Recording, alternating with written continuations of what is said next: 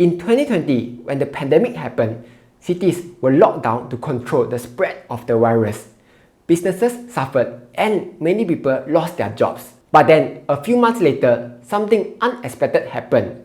People were starting to quit their jobs on their own. In the following year, around 47 million people quit their jobs in the US, setting the record for the highest number of resignations in a year. And now, companies are having trouble finding new employees to work for them. This phenomenon is called the Great Resignation. And despite all the recession fears and record high inflation, many people are still planning to quit. At the same time, there's another new trend going on, and it's called quiet quitting. Quiet quitting. Quiet quitting. Quiet quitting is everywhere. When I first heard of the term quiet quitting, I imagined it to be something like, "Boss, I want to quit." Okay, the name is a bit misleading. It's actually not like that.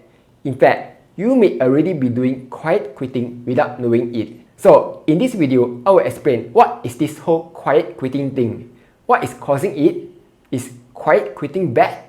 Then, I will share a few things that you can do instead of just quiet quitting. But before I start, I would greatly appreciate it if you can help to tap the like button and subscribe if you haven't done so. In return, I will show you a cat with floppy ears. Alright, let's start right now. So, what exactly is quiet quitting?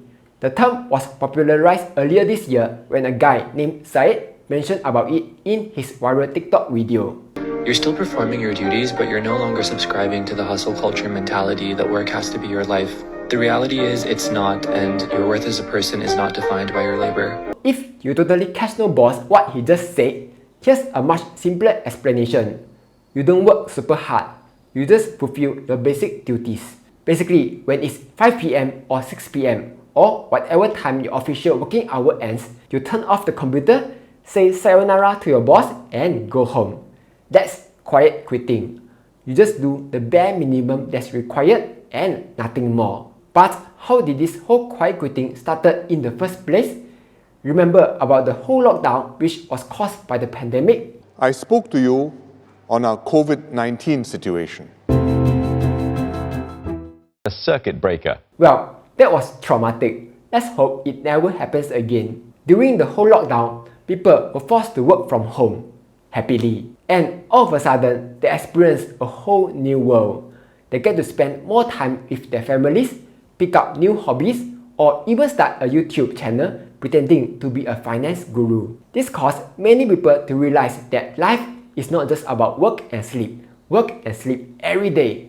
Sometimes it's a lot more than just that, like drinking expensive coffee, traveling the world, or crying on national TV while singing the national anthem. When people started seeing that it was possible to have a life besides just working, they started quitting their jobs. But of course, not everyone is able to just quit their job.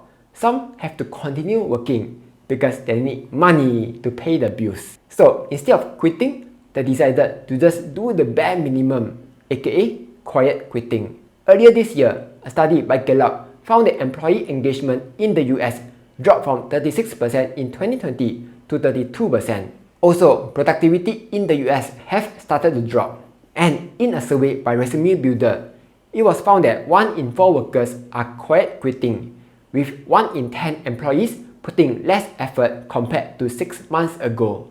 This is totally opposite to the whole hustle culture, where it was popularized by people like Gary Vee, who tells us to work hard and chase our dreams, or by people like Jack Ma, who endorses 996, where you work from 9 AM to 9 PM 6 days a week. Let me share a quick message from this video's sponsor, Weibo. This month, Weibo has further improved their sign-up bonus to $130 of free Tesla shares. To qualify, you just need to deposit at least 2,000 SGD into Weibo, make one buy trade on either US stocks or US ETFs within 30 days, make another buy trade on US options within the same 30 days, then maintain the 2,000 SGD balance for 30 days, and you will receive your free $130 Tesla shares. So if you are interested, you can sign up with my link down below. With that being said, let's get back to the video. Since young, we are often told that we have to work hard so that we will get good grades and eventually find a good paying job. In 2014, a study found that Singapore ranks 3rd globally in time spent doing homework. This doesn't come as a surprise given that tuition industry in Singapore is super lucrative. This culture would continue on into our adult life, where we would remain as hardworking as ever. Singapore is currently ranked the 4th most overworked city in the world. Meanwhile, some employees still feel that their job applicants are not hungry enough. Quiet quitting goes against everything we have been taught so far. So, is quiet quitting just laziness?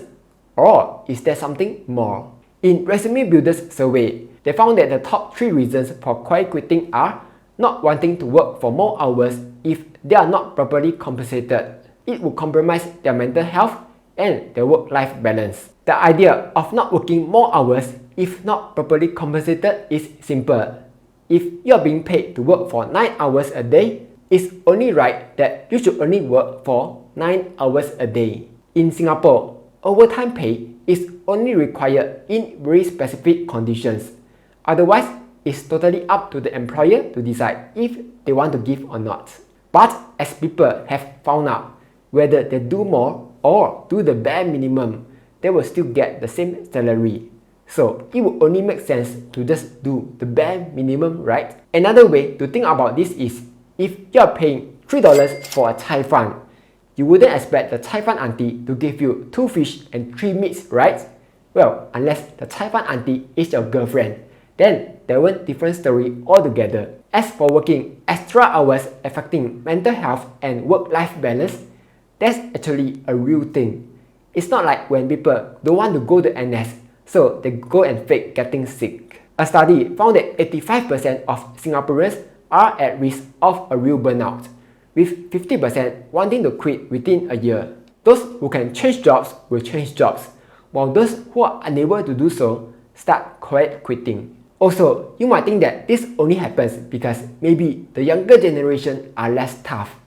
Grandparents be like, last time when I go to school, I need to climb mountains barefooted for 2 hours and fight a lion along the way. Actually, the truth is, quiet quitting has been around for a long time, just that they are known by other names. In Western countries, it's called coasting, while in Singapore, it's called eat snake. So, what are employees actually looking for? Will paying more money solve the problem? Well, not quite. There are studies which found that while money motivates people to work, it's not the main motivating factor.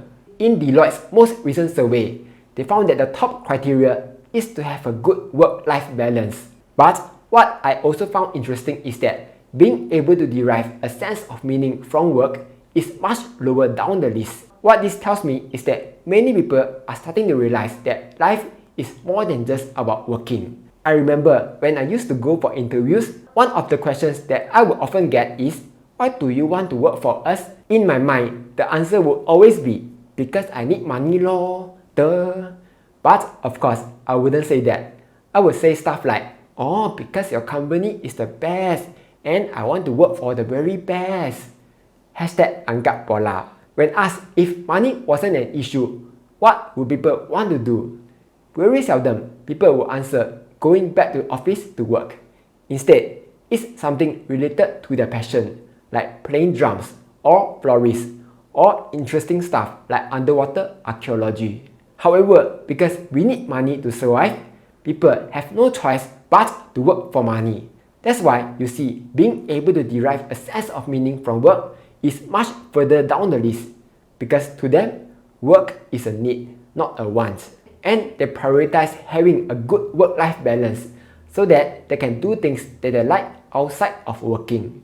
After the whole pandemic and work from home thing, people are starting to realize that the bargaining power is on their side. Job vacancies are now at an all-time high, while some employers have no choice but to increase the pay by up to 40% in order to attract employees. Majority of the employees are requesting the option to work from home and have flexible working hours. So, what can you do?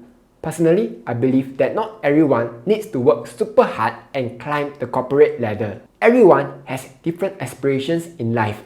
While some people find that earning tons of money sparks joy, Others like spending time with their family.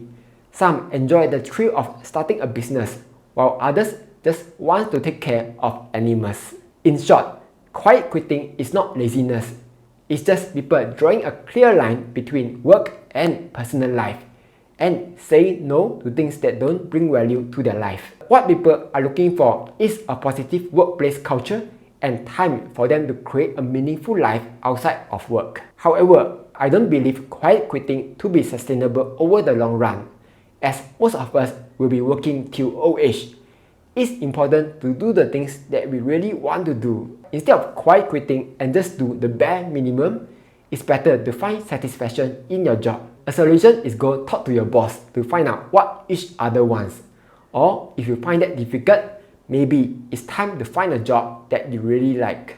If your company has an OT culture, try finding a job that doesn't require you to OT all the time. An easy way is to check out Glassdoor to see if the company has a healthy work-life balance or not. As an added bonus, it's found that people who change jobs often tend to make more money, because whenever you change jobs, you will often receive a higher pay. So that's what you can do instead of just quiet quitting. But what are your thoughts on quiet quitting? Are you personally doing it? Do comment down below and let me know. Like, share and subscribe, as I'll be posting new videos every Monday, Wednesday and Friday.